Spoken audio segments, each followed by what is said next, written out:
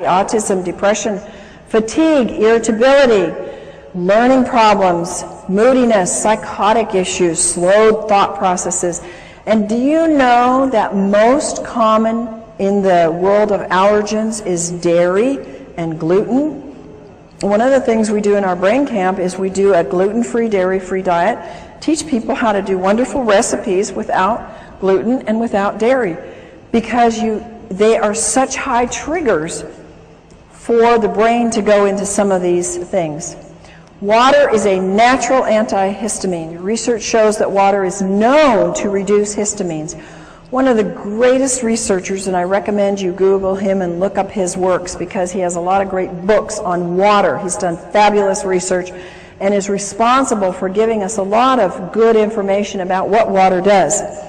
Batman Helge is an MD, and he says that water inhibits histamine production as well as its excess release. And he's the one that found in his research that water by itself had the strong antihistamine properties. Allergies are in epidemic proportions. I used to think in my practice, every single person that came in, now granted they came in because they were sick and they had issues, I wasn't dealing with a healthy population, but that everybody had allergies.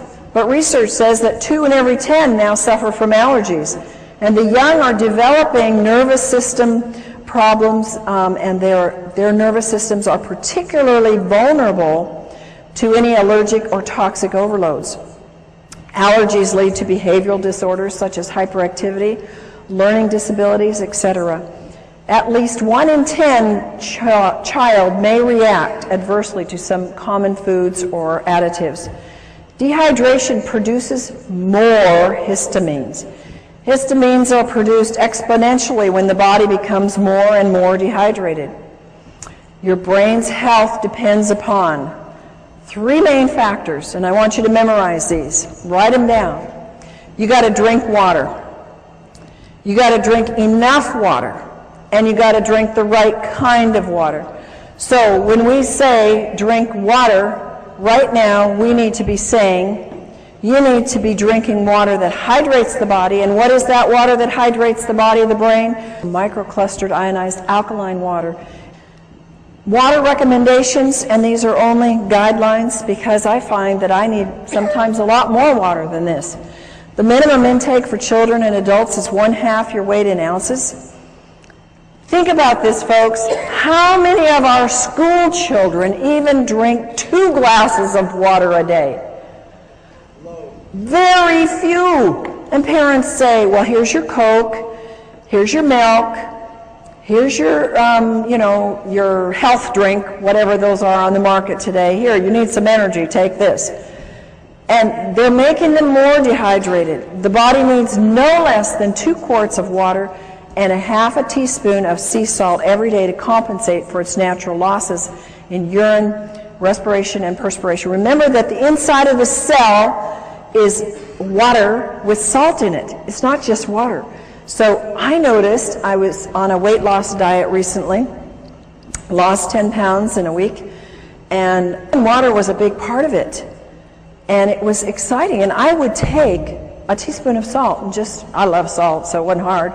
But it helped me. I mean, it was pushing it out. So it was kind of exciting. And I could see my body was needing more than 1 gallon a day to flush all the toxins that were moving.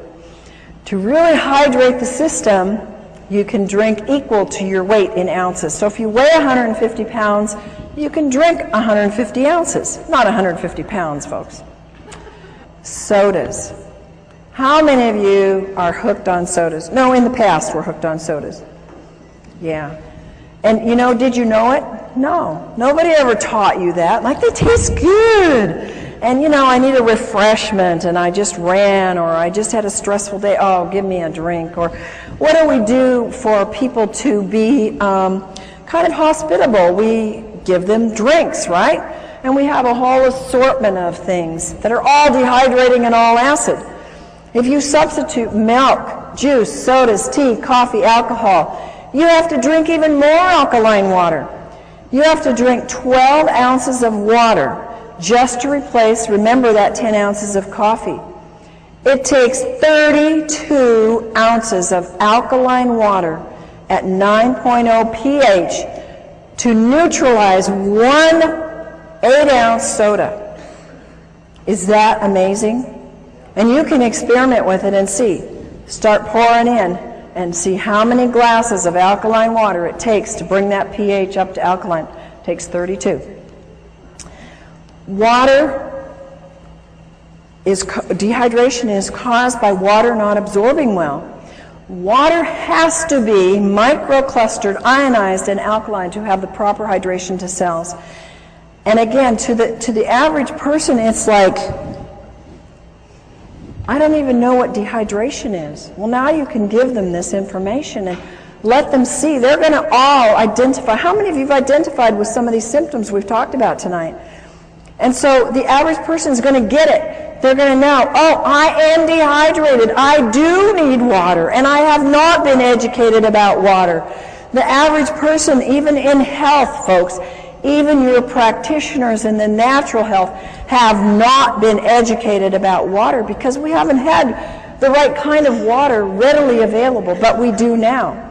RO, distilled, purified, bottled acid waters, they're all going to dehydrate and take water out of the body. So what do we drink? We drink only microclustered, ionized, alkaline water made with medical grade. Folks, I cannot emphasize enough how important this is. I cannot tell you the horrible cases that I've seen. I've seen people grow things like tumors on their body within 2 months of having machines that are ionizers that were half the price and were already putting toxic metals into their body, and when they stopped the water, the growth went away and the metals they were getting and the toxins. So it is absolutely critical, and just having solid plates isn't enough. You've got to protect those metals, and only medical grade platinum and titanium are safe for your body so they don't break down. And you don't see that, folks, and most people don't know how to test it. So just drinking the water, you're not going to taste it. Begin drinking as soon as you wake up in the morning, 16 ounces of water. You want to drink all day long, every hour. Drink enough so that you get clear urine. One of the complaints is I got to run to the bathroom all day long. You know what I found out?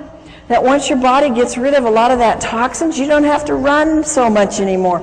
So be blessed and thank God that you do have to run, because you're moving toxins when you have to go frequently, and it will pass. And if you live in high altitude, you got to drink more water. And if you eat any convenience food, you have to drink more water because it sucks up the water.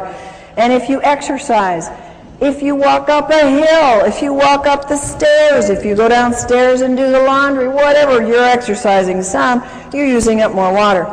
If you have a lot of stress, stress causes more dehydration and your metabolism is using up that water. Our next subject is about salt. Salt is, you should only use sea salt because salt expands the blood so it can reach all parts of the body. And it helps to stabilize the blood pressure. And I take my clients who have high blood pressure and say, you know, you must have some salt in your diet, and definitely get on the right kind of water. It helps you sleep better and it helps reduce mucus. Inadequate intake of water causes dehydration, but it's not just the inadequate intake. Drinking enough water is only one of the elements in rehydrating the brain and the body. You have to also have the right kind of water. It has to be microclustered, it has to be ionized, it has to be alkaline, it has to be made from solid medical grade plates, and it may or you may not absorb enough water. I can't tell you how many people have said, and they've even gone into their doctor and said, I'm drinking a gallon a day and I'm still dehydrated. And folks are getting the message out there, and people are starting to hear and listen and say, well, I'm not hydrated.